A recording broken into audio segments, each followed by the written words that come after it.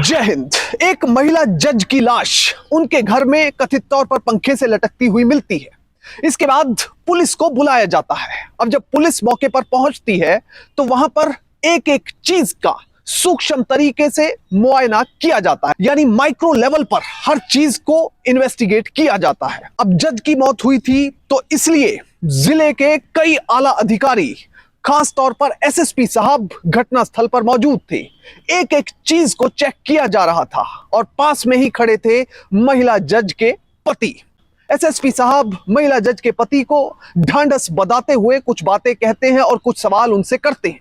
इस बीच पुलिस की इन्वेस्टिगेशन आगे बढ़ती है, पर पुलिस की इन्वेस्टिगेशन में जो सच निकलकर सामने आता है उसे सुनकर देखकर सभी के पैरों तले जमीन निकल जाती है। इस पूरे केस के बारे में बात करेंगे, पर सबसे पहले आपसे अपील कि आप बड़ी संख्या में हमारे वीडियोस को देख रहे हैं पर चैनल सब्सक्राइब नहीं कर रहे।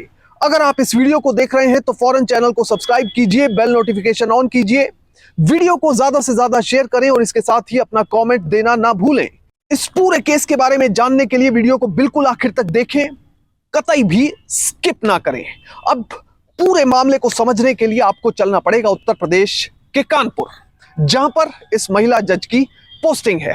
दरअसल बैकग्राउंड से अगर इस मामले को समझें तो होता यह है कि प्रतिभा गौतम और मनु अभिषेक नाम के एक लड़का लड़की होते हैं और काफी समय से वो एक दूसरे को जानते हैं। जब वो दोनों लॉ कर रहे होते हैं तो एक दूसरे से जान पहचान होती है और ये जान पहचान प्यार में तब्दील हो जाती है। अब इस बीच जो प्रतिभा थी उसका पीसीएस जुडिशियल का एग्जाम क्लियर हो जाता है, यानी कि वो मजिस्ट्रेट बन जाती है। अब जुडिशरी में सिलेक्शन होने के बाद दोनों के बीच में एक बार फिर से शादी की बात होती है और दोनों ही शादी के लिए तैयार हो जाते हैं। मनु अभिषेक शादी तो करना चाहता था, पर कुछ हद तक जो प्रतिभा का परिवार था वो इस रिश्ते में ज्यादा खुश नहीं था। बहरहाल होता यह है कि दोनों जब लड़का लड़की राजी होते हैं तो परिवार भी मना नहीं कर पाता और फाइनली जनवरी के महीने में दोनों शादी कर लेते हैं। शादी के बाद सब कुछ ठीक ठाक चल रहा था, पर सबसे बड़ी एक ऑब्स्टेकल, सबसे बड़ी एक अड़चन ये थी कि पति पत्नी एक साथ नहीं रह पा रहे थे। अब जो जज साहिबा थी उनकी पोस्टिंग हो जाती है कानपुर में और जो पति थे मनु अभिषेक वो दिल्ली में वकील के तौर पर प्रैक्टिस किया करते थे। अक्सर वो वीकेंड पर अपने घर कानपुर में अपनी पत्नी के पास आ जाया करते थे और जब पत्नी को फुर्सत मिलती थी तो वो फ्री होकर कानपुर से दिल्ली पहुंच जाया करती थी। अब होता यह है कि सितंबर के महीने में मनु अभिषेक अपनी पत्नी को यानी जज साहिबा को कहता है कि तुम दिल्ली आओ, दिल्ली में घूमते हैं, कुछ टाइम बातें करेंगे और टाइम स्पेंड करेंगे। अब इस दौरान जो जज साहिबा है वो किसी तरह से टाइम मैनेज करती हैं और फाइनली वो कानपुर से ट्रेन में बैठकर दिल्ली के लिए रवाना हो जाती है। जब ट्रेन दिल्ली पहुंचती है तो मनु अभिषेक जज साहिबा को रिसीव करने के लिए रेलवे स्टेशन पर पहुंचा और फिर उन्हें गाड़ी में लेकर घर की ओर चलने लगा। अब इस दौरान कथित तौर पर रिपोर्टेड फैक्ट्स के मुताबिक दोनों के बीच में कहासुनी हो जाती है और बातचीत यहां तक बढ़ जाती है कि जो प्रतिभा है वो अब दिल्ली में नहीं रहना चाहती और फिर वापसी की टिकट करवाकर जल्दी से कानपुर रवाना हो जाती है। अब इस घटना को तो एक छोटी आए दिन की घटना माना जा सकता है क्योंकि पति पत्नी के बीच में ये छोटी मोटी बातें होती रहती हैं।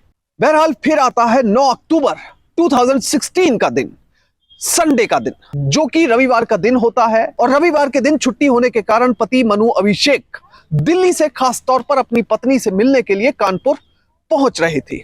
मनु अभिषेक का यह दावा है कि जब वो सर्किट हाउस स्थित अपनी पत्नी के आवास पर पहुंचे तो उन्होंने पहले बेल बजाई, उसके बाद दरवाजा भी खटखटाया, पर कई बार दरवाजा खटखटाने और बेल बजाने के बावजूद कोई भी दरवाजे पर नहीं आया, बल्कि उन्हें ऐसा लगा कि घर में कोई मौजूद ही नहीं है।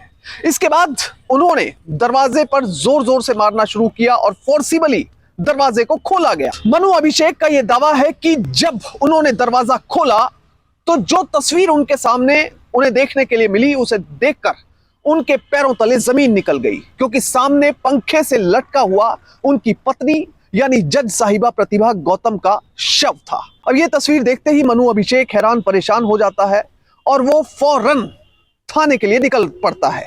कानपुर कैंट के थाने में पहुंचकर वो पुलिस को जानकारी देता है कि मेरे घर में मेरी पत्नी की लाश मिली है और वो जज के तौर पर काम करती हैं। अब जैसे ही थाने में ये खबर मिलती है, उसके बाद पुलिस अलर्ट पर आ जाती है, सीनियर अधिकारियों को संपर्क किया जाता है और घटना स्थल पर खुद एसएसपी पहुंच जाते हैं। अब जब एसएसपी साहब घटना स्थल पर पहुंचते हैं तो वो एक एक चीज का बड़े सूक्ष्म तरीके से मुआयना करते हैं। अब इस दौरान वो जो जज साहिबा के पति होते हैं उनसे कुछ बातें करने लगते हैं, उन्हें ढांढस बंधाने लगते हैं।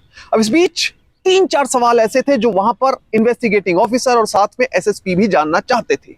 सबसे पहला सवाल यह था कि अगर जज साहिबा की बॉडी पंखे से लटकी हुई थी तो उसे नीचे उतारने से पहले कोई फोटो क्यों नहीं खींची गई। दूसरा सवाल यह था कि अगर जज साहब की बॉडी पंखे से नीचे उतारनी ही थी तो उससे पहले पुलिस को इन्फॉर्म क्यों नहीं किया गया।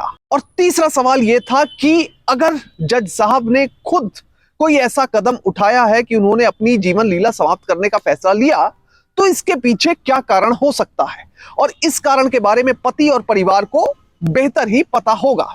पर जैसे जैसे जज साहब के पति से सवाल एसएसपी और पुलिस करती गई तो पुलिस को कुछ ना कुछ शक होना शुरू हो गया, क्योंकि जो जज साहब के पति हैं वो सही तरीके से जवाब नहीं दे पा रहे थे। और पुलिस का एक तरीका खास तौर पर होता है कि पहले सवाल किया, फिर काउंटर क्वेश्चन किया और उसके बाद उसके ऊपर भी एक काउंटर क्वेश्चन किया।